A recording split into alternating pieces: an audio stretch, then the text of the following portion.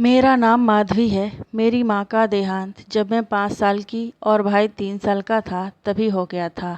मेरी ताई जी के बच्चे नहीं थे, इसलिए उन्होंने ही हमें पाल पोस कर बड़ा किया। मेरे पिताजी एक सख्त मिजाज और नियम कायदे वाले इंसान हैं। मेरे ताऊ जी भी अपने छोटे भाई से डरते हैं। हम दोनों भाई बहन पिताजी से बात तक नहीं करते हैं। वो हम दोनों पर कड़ी नज़र रखते हैं। हम दोनों पर कहीं बाहर आने जाने पर सख्त पाबंदी है। परंतु एक बार एक बहुत बड़ी घटना घटित हो गई और हमारे पिता की असली सच्चाई सबके सामने आ गई, जिसे देखकर सबके होश उड़ गए। ज़माना बदलने को आया, मगर नागेंद्र बाबू आज भी अपने बाप दादाओं के विचारों पर चलते आ रहे थे। वही पर पहरावा, वही सात्विक खान पान और वही सोच। मजाल है कि कोई उनके फैसले को काट जाए। उनके बड़े भाई तक उनकी बात काटने से डरते थे। परिवार साथ में ही था। शहर में रहकर संयुक्त परिवार चलाना भी अपने आप में बड़ी बात है। वैसे लोग ही कितने थे। नागेंद्र बाबू खुद और उनके 2 बच्चे। बड़े भाई के कोई औलाद नहीं थी, तो वे मियाँ बीबी ही रहते थे और अपने अंतिम समय को काट रही एक बूढ़ी अम्मा। नागेंद्र बाबू की धर्म पत्नी सालों पहले गुजर गईं। तब से उनकी भाभी ही बच्चों की देखभाल करती हैं। अच्छा खासा व्यापार है, मतलब भर से ज़्यादा ही धन संपत्ति होगी। परिवार में भी खुशहाली और अपनापन बना रहता है। दिक्कत है तो बस एक ही बात की, बच्चे पिता से बहुत दुखी है। वैसे तो बच्चों को हमेशा ही माता पिता से शिकायत रहती है, मगर नागेंद्र बाबू के बच्चों को कुछ ज़्यादा ही शिकायत है। हो भी कैसे ना, उनके नियम कानून ही इतने सख्त हैं कि कोई भी उकता जाए।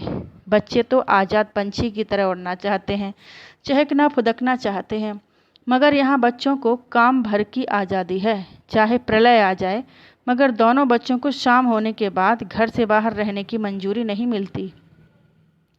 नागेंद्र बाबू ने बेटे और बेटी में भेदभाव नहीं रखा। इस मामले में दोनों के लिए एक जैसे ही नियम कानून है। माधवी राघव से 3 साल बड़ी है। राघव 12वीं में है और माधवी BA पार्ट 2 में पढ़ती है। घर से कॉलेज, स्कूल और स्कूल से सीधा घर, और कहीं रुके तो खैर नहीं। बेटा बिगड़ ना जाए, इस डर से सख्ती, और बेटी के लिए तो आप जानते ही हैं कितने डर भरे पड़े हैं समाज में। ऊपर से ये कमबख्त माधवी है भी तो इतनी सुंदर, कोई देख ले तो नज़रें फेविकॉल सी हो जाती हैं, चेहरे से हटने का नाम ही नहीं लेती। जब कभी ताई जी नज़र उतारते हुए कहती हैं, कितनी सुंदर है रे मेरी बिटिया, तब लंबी सी आह भरकर माधवी जवाब देती है, अब आज़ादी बेच के सुंदरता लिए हैं, फिर कमी कैसे करते भगवान। कभी कभी सोचते हैं सुंदरता थोड़ी कम ही होती, बस आज़ादी थोड़ी ज़्यादा मिल जाती। ताई के पास इसका कोई जवाब ना होता। कभी कभार तो वो अपने पति से कह भी देती, देवर जी ये ठीक नहीं करते बच्चों के साथ। छोटे थे तब तक सही था, लेकिन अब बड़े हुए इतना भी क्या बांध के रखना। ना किसी दोस्त से मिलना, ना बाजार अकेले जाना, दीन दुनिया कैसे देखेंगे। पति देव के पास एक ही जवाब होता हर बार, हाँ सही तो नहीं है, लेकिन नागेंद्र जो करता है सोच समझ के ही करता है। इस जवाब पर ताई पहले कुछ देर तक उन्हें गुस्से में घूर कर देखती और फिर भनभनाती हुई चल देती वहाँ से। इतना तो कभी बाप से नहीं डरे जितना छोटे भाई से डरते हैं। और हकीकत यह थी कि खुद भी देवर से डरती थी। राघव को अभी इतनी दिक्कत नहीं थी। वो हमेशा से एकांत पसंद था, जितना मिल जाए उतने में खुश। वैसे भी उसे तो बाहर ही पढ़ने जाना था, और बाहर कौन सा पिताजी साथ साथ जाएंगे। असल दिक्कत माधवी को थी। वो आगे पढ़ने बाहर जाना चाहती थी, दुनिया देखना चाहती थी, नए दोस्त बनाना, खूब सारी मस्ती करना, ये सब उसकी ख्वाहिशें थीं, जिनके पूरा होने की कोई उम्मीद नहीं दिख रही थी। खैर, जिंदगी ऐसे ही चल रही थी। एक दिन माधवी की सहेली वर्षा का फ़ोन आया, तुझे आना ही होगा, मैं कोई बहाना नहीं सुनना चाहती। वर्षा ने मुंह फुलाते हुए माधवी से कहा, यार तू तो मेरे घर के नियम कानून जानती है ना, पिताजी से कहना ही बेकार है। माधवी ने उसे मनाते हुए कहा, ऐसे भी क्या नियम कानून यार, तेरी बेस्ट फ्रेंड का बर्थडे है और तू नहीं आएगी। अच्छा मैं खुद पापा को भेज दूँ तो वो ले आएंगे और छोड़ भी आएंगे, तेरे पिताजी से बात कर लेंगे वो। ऐसा जुल्म मत करना बहन, वरना वो तेरे पापा को ऐसे समझाएंगे कि कल से तेरा बाहर निकलना भी मुश्किल हो जाएगा। अच्छा फिर रहने दे, मेरे को मेरी आज़ादी प्यारी है, लेकिन तुझे आना ही होगा चाहे जो हो जाए। वर्षा माधवी की इकलौती दोस्त थी, उसके हर सुख दुख की साथी वही तो थी। इस बार उसके पापा उसके जन्मदिन पर अच्छी खासी पार्टी कर रहे थे और उसने जिद पकड़ ली थी कि माधवी भी आए। अब ये कैसे मुमकिन हो पाए भला? खैर, देखते हैं आगे क्या होता है। माधवी घर पहुंची तो पिताजी घर पर ही थे, हिसाब किताब में उलझे हुए थे। माधवी वैसे तो बहुत निडर थी, लेकिन पिताजी के सामने उसकी जुबान तुतलाने लगती थी। लेकिन आज उसने बोलने का फैसला कर लिया था। पिताजी, उसने डरते हुए कहा।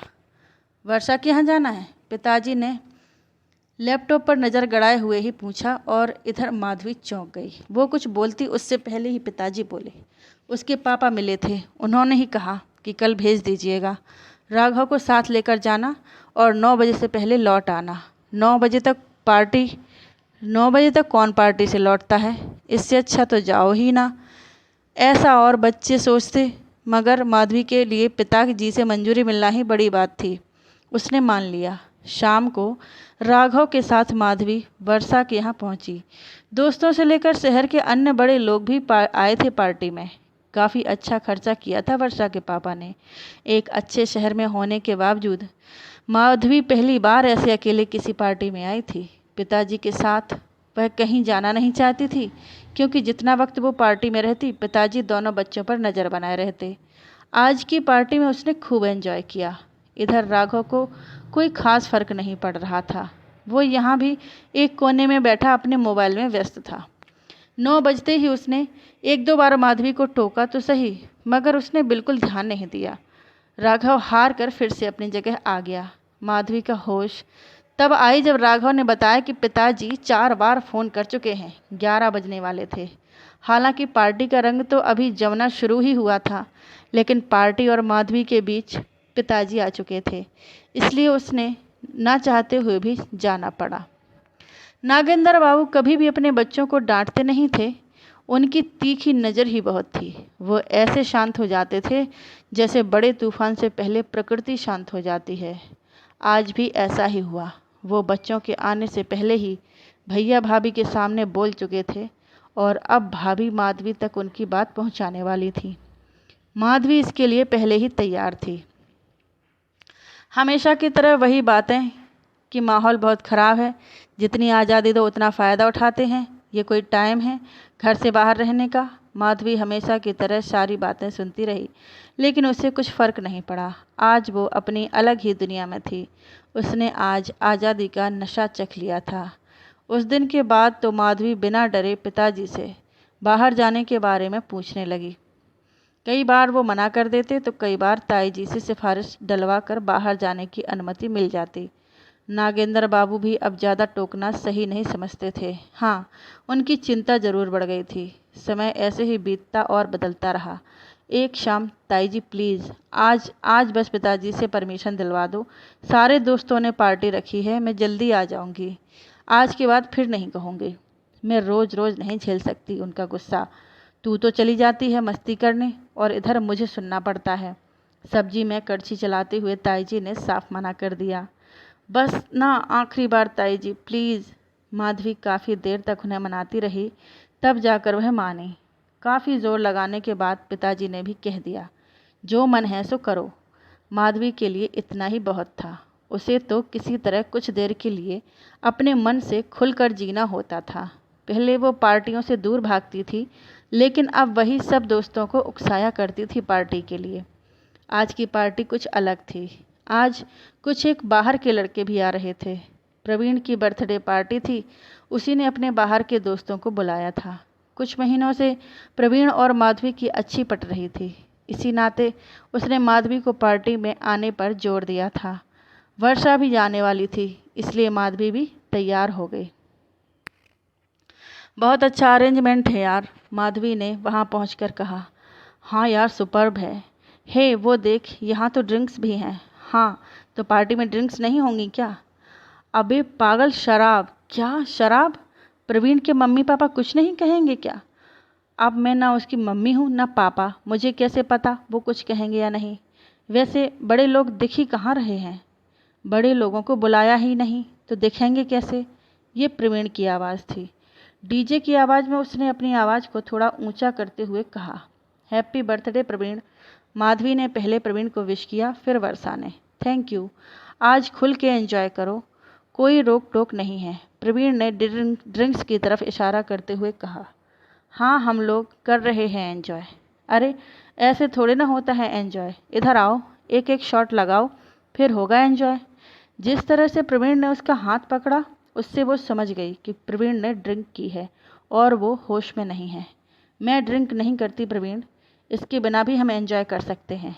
ओह, मैं तो भूल गया था, तुम तो संस्कारी लड़की हो ना, तुम्हें क्या पता कि ये सब मौज मस्ती कैसे होती है। हमेशा कैद में रही हो, तुम्हारे लिए तो ये सब गलत होगा ना, पापा की परी जो हो। नई उम्र का जोश बहुत बुरा होता है। इस उम्र में अच्छा हो या बुरा, जो भी होता है असामान्य ही होता है। माधवी भी तैश में आ गई और बिना कुछ सोचे समझे वहाँ पड़ी विस्की का पैग एक सांस में ही खींच गई। वर्षा उसे रोकती रही, मगर वो नहीं मानी। प्रवीण हंसता हुआ वहाँ से चला गया। इधर माधवी एक के बाद एक 4-5 पैग खींच गई। उसे लग रहा था जैसे वो हवा में उड़ रही हो। वर्षा ये सब देखकर एकदम डर गई थी। उसे सबसे ज़्यादा डर इस बात का था कि जब ये इस हालत में घर पहुँचेगी तब क्या होगा। 11 बज चुके थे। पार्टी में 2-4 को छोड़कर लगभग हर कोई टुन्न था। माधवी के फ़ोन पर अनगिनत मिस्ड कॉल चढ़ चुकी थी, मगर उसे कोई होश नहीं था। अब तो वर्षा के फ़ोन पर भी माधवी के घर से फ़ोन आने लगे थे। वर्षा डर के मारे कॉल नहीं उठा रही थी। माधवी बेसुध तो नहीं थी, मगर उसे अच्छे से चढ़ जरूर गई थी। अब उठ, चलना है, घर चलना है माधवी। थोड़ी देर रुकना, कितना अच्छा लग रहा है। नहीं पागल, तेरे घर से कितने फ़ोन आ रहे हैं। बस ना थोड़ी देर, मैं थोड़ा डांस कर लूँ ना। वर्षा उसे समझा ही रही थी कि तब तक उसके घर से फ़ोन आ गया। यहाँ डीजे की आवाज़ बहुत तेज़ थी, इसलिए वो बाहर की तरफ निकल गई। फ़ोन कटने के बाद वो वॉशरूम खोजने लगी। ये सब में उसे 15-20 मिनट लग गए। जब वो लौटी तो देखा कि माधवी वहाँ है ही नहीं। उसने इधर उधर खोजा, मगर माधवी का कोई अता पता नहीं था। डांस फ्लोर पर भी वो नहीं थी। वर्षा हैरान परेशान उसे खोजने लगी। उसने सबसे पूछा, मगर किसी को नहीं मालूम था कि माधवी कहाँ है। वर्षा ने प्रवीण से माधवी के बारे में बताया, वो भी उसे ढूंढने लगा। डीजे बंद करवा दिया गया। डीजे बंद होते ही हॉल के पीछे वाली साइड से ज़ोर ज़ोर से चिल्लाने की आवाज़ें सुनाई देने लगीं, जैसे कोई ज़ोर ज़ोर से रो रो कर बोल रहा हो। सभी लोग उसी तरफ भागे जिधर से आवाज़ आ रही थी। सामने का नज़ारा देखकर सबके होश उड़ गए। वर्षा ने भागते हुए माधवी को संभाला। उसके खून से सने हाथ में एक शराब की टूटी बोतल थी। सामने 2 लड़के अधमरी हालत में पड़े थे। एक के सर से खून बह रहा था तो दूसरे के पेट से। माधवी लड़खड़ाते कदमों से साथ चहलकदमी कर रही थी। वो रो रही थी, लेकिन उसके बावजूद बोले जा रही थी, तुम लोगों की वजह से मेरे जैसी लड़कियां खुली हवा में सांस लेने के लिए तरस जाती हैं। तुम जैसों के डर से मन के कपड़े नहीं पहन सकते, मन का घूम नहीं सकते, अकेले बाहर नहीं जा सकते। सब तुम जैसे गिद्धों की वजह से। मैं अपने पिताजी को गलत मानती रही, लेकिन वो या उनके जैसे बाप क्या करें जब उन्हें पता हो कि तुम जैसे भेड़िए बाहर घात लगाए बैठे हैं। एक बाप अपनी बेटी को तिजोरी में काले धन की तरह ना सहेज दे तो और क्या करे। कौन दे तुम जैसे दरिंदों को खुला न्योता। बताओ, अब तुम जैसों के डर से भगवान लड़कियां बनाना छोड़ दे। जब मन किया तेजाब फेंक दिया, जब मन किया जला दिया, गोली मार दी, रेप कर दिया। क्या बेकमीनों, कभी डर नहीं लगता कि तुम्हारी भी कोई बहन होगी, कोई बेटी होगी। क्या सोचकर करते हो ये सब। माधवी ने वहाँ सबको सुन्न कर दिया था। 2 ही चीज़ें चल रही थीं इस वक्त, एक माधवी की जुबान, दूसरा लोगों के मोबाइल कैमरे। चल माधवी यहाँ से। वर्षा ने लोगों को वीडियो बनते देख उसे वहाँ से हटाने की कोशिश की, लेकिन उसने हाथ झटक दिया। नहीं यार, बोल लेने दे, कब से घुट रहा है अंदर ये सब। आज इन कमीनों को जान लेने दे कि इनका कुछ देर का मज़ा हम लड़कियों के लिए कितनी बड़ी सज़ा है। जानते हो, वो जो आए दिन कोख में मार दी जाती हैं या जन्म लेते गटर में बहा दी जाती हैं ना, वो सब तुम्हारी वजह से। उनके हत्यारे भी तुम ही हो। तुम्हारे ही डर से लोग लड़कियां नहीं पैदा करना चाहते। तुम्हारा मर जाना ही अच्छा है। इतना कहकर माधवी टूटी हुई बोतल लेकर आगे बढ़ी ही थी कि सबने उसे रोक लिया, वरना वो लड़के आज यहीं ख़त्म थे। माधवी उन्हें पुलिस के हवाले कर देती है और इन्हें पुलिस के हवाले कर देते हैं। मैं अभी बुलाती हूँ पुलिस को, तुम अब घर जाओ आराम से। प्रवीण ने सारा नशा उतर गया। वो बस किसी तरह से इस माधवी को घर भेजकर इस झमेले से निकलना चाहता था। चुप सुअर कहीं का, तुझे क्या लगता है जो लड़कियां शराब नहीं पीती वो आज़ाद नहीं हैं? क्या शराब पीना आज़ादी का सर्टिफिकेट है? तेरे जैसों के हिसाब से तो देश को आज़ाद कराने वालों को खून नहीं शराब बहानी चाहिए थी ना। देख ले देख, मैंने पी ली शराब, देख मैं अब आज़ाद हूँ। 2 को निपटा दिया, चल अब तुझे भी निपटाती हूँ। माधवी इस बार प्रवीण की तरफ भागी। वर्षा ने बड़ी फुर्ती से उसे पकड़ा और उसके हाथ से कांच का टुकड़ा लेके दूर फेंक दिया। प्रवीण की इतने में ही हालत खराब हो गई। उसने अपने ड्राइवर से वर्षा और माधवी को घर छोड़ आने को कहा और खुद उन लड़कों को अस्पताल ले गया जो माधवी के हाथों अधमरे हुए थे। वर्षा ने बड़ी मुश्किल से माधवी को संभाला, उसके हाथ धुले और कपड़ों से खून के छींटे मिटाने की कोशिश की, लेकिन खून ज़्यादा ही लग गया था। माधवी का हाथ भी कट गया था, लेकिन इसकी उसे कोई होश न था। वर्षा को कई सारी चिंताओं ने घेर लिया था। वो उसके पिताजी को क्या कहेगी? उन लड़कों को कुछ हो गया तो क्या होगा? और सबसे बड़ी बात, अगर वीडियो वायरल हो गई तो माधवी के लिए अलग मुसीबत हो जाएगी। वर्षा माधवी को लेकर उसके घर पहुंच गई थी। 12:30 बजने वाले थे। नागेंद्र बाबू दरवाजे के पास ही बेचैनी से चहलकदमी कर रहे थे। उनका गुस्सा चरम पर था, जो उनके चेहरे से झलक रहा था। देख लिया आप सबने, छूट देने का यही नतीजा होता है। भगवान जाने कहाँ हैं, कैसी है, फ़ोन तक नहीं उठा रही। आने दीजिए, आज के बाद घर से निकलने नहीं देंगे। नागेंद्र बाबू बोले जा रहे थे और बाकी सब उन्हें चुपचाप सुन रहे थे। सबको डर था कि आज माधवी बहुत डांट सुनने वाली है। नागेंद्र बाबू बोल ही रहे थे कि तभी दरवाजे के सामने कोई गाड़ी रुकी। नागेंद्र बाबू तेज कदमों के साथ गेट की तरफ बढ़े। बड़े भैया उन्हें समझा रहे थे, लेकिन आज वो किसी की सुनने के मूड में नहीं थे। जैसे ही उन्होंने गेट खोला तो सामने वर्षा माधवी को संभाले खड़ी थी। उसके कपड़ों पर खून के धब्बे देख नागेंद्र बाबू का गुस्सा हवा हो गया। अब हर तरफ से उन्हें चिंता ने घेर लिया। उन्हें समझ नहीं आ रहा था कि खुद को संभालें या बेटी को। माधवी को जल्दी से अंदर ले जाया गया। किसी अनहोनी की आशंका में नागेंद्र बाबू जमीन पर ही सिर पकड़कर बैठ गए। वर्षा उनके पास आई और उन्हें बताया कि माधवी ठीक है, तब जाकर उनकी जान में जान आई। वर्षा जानती थी कि नागेंद्र बाबू को सारी घटना की जानकारी मिल ही जाएगी, इसलिए उसने सारी बातें नागेंद्र बाबू को विस्तार से बता दी। हालांकि किसी को अभी तक ये नहीं पता था कि वहाँ हुआ क्या था। मात्र 15-20 मिनट में ये सब कैसे घट गया, ये तो अब माधवी ही बता सकती थी कि आखिर उसके साथ हुआ क्या था। नागेंद्र बाबू ने अपने बड़े भाई की तरफ देखते हुए एक लंबी सांस ली और वर्षा को कहा कि वो आज रात यहीं रुक जाए। नागेंद्र बाबू ने वर्षा के पापा को फ़ोन कर दिया और वो रात को माधवी के पास ही रुक गई। माधवी पूरी रात बेसुध सोई रही। सुबह उठी तो सिर दर्द से फटा जा रहा था। उठने के कितनी देर तक उसे कुछ याद ही नहीं आया। वर्षा उससे कुछ देर पहले ही उठ गई थी। वो लगातार उसे देखे जा रही थी और इंतज़ार कर रही थी कि कब उसे रात का सब याद आए। नींद से जागने के करीब 10 मिनट बाद उसे एहसास हुआ कि उसके बगल में कोई सोया है। वर्षा को अपने बगल में सोया देख माधवी चौंक गई। उसे रात का शायद कुछ भी याद नहीं आया था अभी। उसने हैरानी के साथ पूछा, तू यहाँ क्या कर रही है? अभी सब्र कर ले, जब सब कुछ याद आ जाए तो सारे सवाल एक साथ ही कर लेना, वर्षा ने जम्हाई लेते हुए कहा। सवाल? कैसे सवाल? इतना कहते ही माधवी दिमाग पर जोर डालने लगी। कुछ ही पलों में उसे कल रात की बातें याद आने लगीं और जैसे जैसे बातें याद आने लगीं वैसे वैसे उसके दिल की धड़कन भी बढ़ने लगी। यार, मैं यहाँ कैसे आई? क्या पिताजी को पता चल गया कि मैंने ड्रिंक? माधवी ने अपना सिर पकड़ लिया। पिताजी को ही नहीं, पूरे शहर को पता लग गया कि तूने कल पी थी। क्या बकवास कर रही है? भसड़ तूने मचाई और बकवास मैं कर रही हूँ? ले बहन, मेरा व्हाट्सएप चेक कर ले, कम से कम 20 से ज़्यादा लोगों ने तेरी वीडियो भेजी है।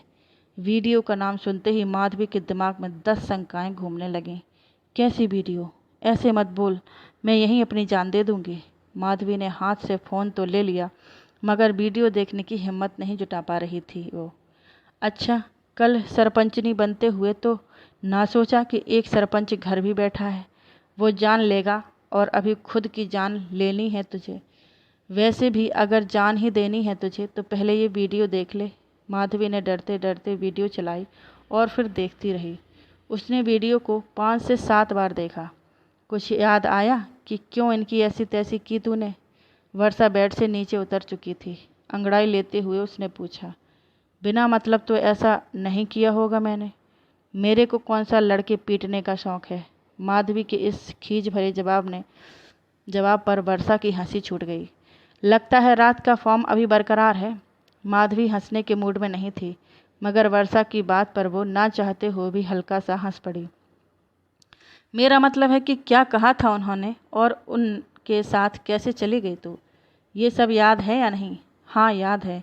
ये लड़के अपने साथ डांस करने के लिए बोल रहे थे। मुझे ध्यान नहीं आ रहा कि वो दोनों अनजान हैं। मेरा तो पहले ही डांस का मन था तो मैं भी चली गई। कुछ देर हमने डांस किया, लेकिन फिर ये लोग मुझे पीछे ले गए ये कह के कि वर्षा बुला रही है। मैं जब वहाँ पहुँची तो तू थी नहीं। वे कहने लगे कि तूने यहीं रुकने को बोला है। इनके साथ ही उन्होंने शराब की बोतल मेरे मुंह को लगा दी और फिर इधर उधर छूने लगे। मैंने मना किया तो ज़बरदस्ती करने लगे और फिर मैंने वो बोतल एक के सिर पर दे मारी और टूटे कांच से दूसरे के पेट में मार दिया। वर्षा उनकी बात गौर से सुन रही थी।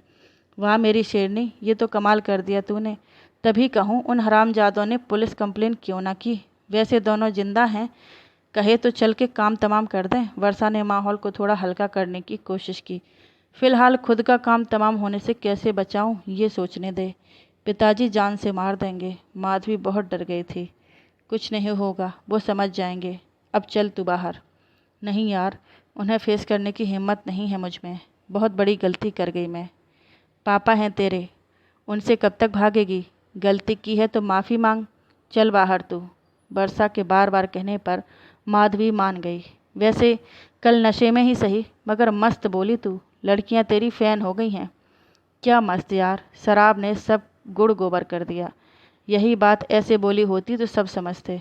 मैं खुद अपने आप पर प्राउड फील करती, मगर अभी तो शर्म से गड़ी जा रही हूँ। अब जो हो गया सो हो गया। कम से कम तुझे ये पता तो चला कि अच्छा क्या है और बुरा क्या। अब चल बाहर। इतना कहकर वर्षा उसे बाहर ले गई। बाहर नागेंद्र बाबू अखबार सामने खोलकर किसी और ही सोच में डूबे हुए थे। माधवी डरते हुए उनके सामने खड़ी हो गई।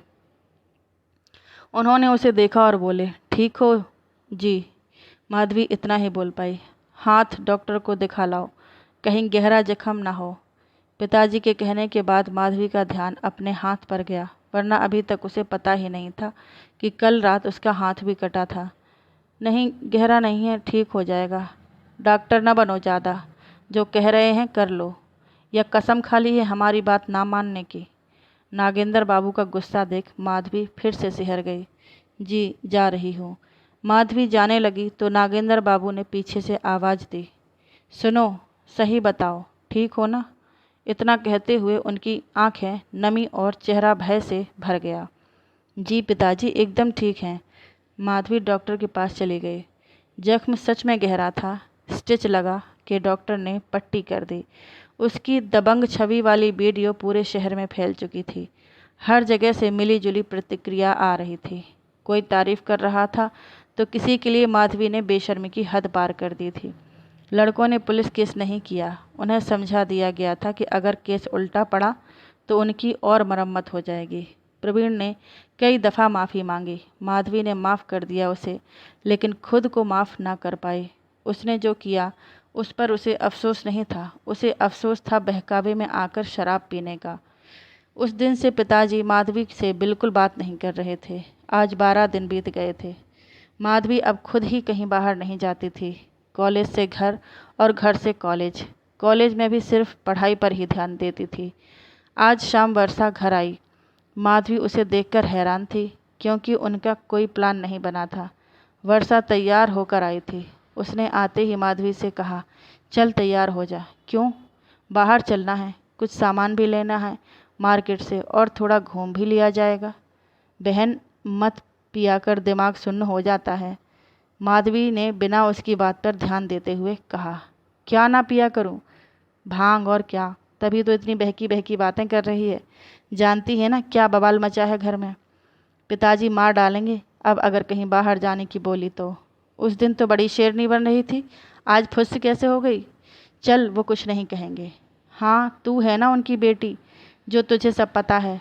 उस दिन से मुझसे बोले तक नहीं है और तू कहती है कुछ नहीं कहेंगे। अरे बहन तू चल ना, मैंने उनसे बात कर ली है। वो बोले जाओ मगर जल्दी आ जाना, हम लोग 9 बजने से पहले लौट आएंगे। तूने उनसे कहा और वो मान गए? जा यार, मेरा बना मत तू। अच्छा तुझे यकीन नहीं तो तू चल, अगर वो जरा सा भी गुस्सा लगे तो आज के बाद कभी तेरे घर नहीं आऊँगी। अरे तू नहीं आएगी तो मेरा दिल कैसे लगेगा पगली। अच्छा चल मैं चलती हूँ, लेकिन पिताजी गुस्सा हुए तो आज के बाद कहीं चलने की मत बोलना। पक्का। इसके बाद माधवी तैयार हुई और वर्षा के साथ कमरे से निकली। सामने नागेंद्र बाबू पेंचकस लिए मिक्सर की मिस्त्रीगिरी में पिले पड़े थे। माधवी के पैर आगे नहीं बढ़ रहे थे। वो पिताजी के सामने ही कुछ देर खड़ी रही। नागेंद्र बाबू ने 1 मिनट का समय लिया माधवी पर नज़र डालने में। जा रही हो बाहर? जी। ये रख लो, कुछ पसंद आए तो ले लेना। इतना कहते हुए नागेंद्र बाबू ने कुछ रुपए माधवी की ओर बढ़ा दिए। माधवी ये देखकर हैरान हो गई। नहीं पिताजी, इसकी क्या ज़रूरत है मेरे पास। माधवी ने मना किया। तो कोई बच्ची थोड़ी हो तू कि गिरा दोगी, नहीं खर्च होंगे तो लौटा देना।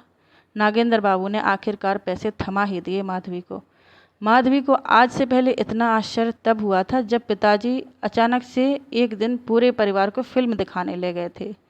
और सुनो, जाते हुए माधवी के कदम एक बार फिर रुक गए। जल्दी लौट आना। माधवी ने मुस्कुराकर हाँ में सिर हिला दिया। ये शायद यकीन करना मुश्किल हो, लेकिन अपनी 21 साल की उम्र में माधवी ऐसे पहली बार अपनी किसी सहेली के साथ घूमने निकली थी। ये उसके लिए नया अनुभव था। अपने मन की दुकान पर रुकना, चीज़ों का भाव जानना, घूरती नज़रों को अनदेखा करके वर्षा के साथ खुलकर हंसना, ये सब नया था उसके लिए। वो पिछले दिनों की सारी बातें भूल गए। इस दौरान उन्हें प्रवीण भी मिला। प्रवीण ने आज फिर से माफ़ी मांगी माधवी से और माधवी ने माफ़ भी कर दिया। तीनों ने फिर एक साथ कुछ खाया पिया और फिर प्रवीण चला गया। पूरी मस्ती करने के बाद माधवी 8:30 तक अपने घर पहुंच गई थी। थैंक यू सो मच मेरी जान, आज तूने कितना बड़ा एहसान किया मुझ पर, ये मैं बता नहीं सकती। पहली बार इतना मज़ा आया है। माधवी ने घर में घुसते हुए गेट पर वर्षा को गले लगाकर कहा। वर्षा उसकी इस हरकत पर मुस्कुराई और उसने बस इतना ही कहा, पिताजी को थैंक्स बोल जाकर। उन्होंने ही मुझे फ़ोन करके बुलाया और कहा कि तुझे कहीं बाहर ले जाऊं। ऐसी बात सुनने के बाद माधवी की हैरानी का कोई ठिकाना न रहा। पिछले कई महीनों से वो लगातार पिताजी की बातों के खिलाफ गई।